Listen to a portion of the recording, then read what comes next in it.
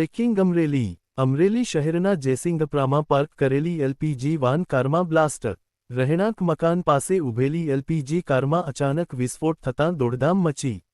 ઘટના સમયે નજીક રહેલા 3 લોકો દાઝતા સારવાર માટે હોસ્પિટલ ખસેડાયા। પ્રાથમિક માહિતી મુજબ ગાડીની અંદર એસિડ અને ફિનાઇલ હોવું સામે આવ્યું। વિસ્ફોટ બાદ કારમાં આગ લાગતા આસપાસ ભયનો માહોલ સર્જાયો। Fire officer એચ.સી. ગઢવીની આગેવાની હેઠળ ફાયર ટીમે આગ પર કાબૂ મેળવ્યો। મોટી દુર્ઘટના ટળે તે માટે સિટી પોલીસ પી.આઈ.ડી.કે. વાઘેલા સહિત પોલીસ સ્ટાફે વિસ્તાર કોર્ડન કર્યો। આ ઘટનામાં કોઈ જાનહાનિ થવા પામેલ નથી। ઘટનાને લઈને વધુ તપાસ હાથ ધરવામાં આવી।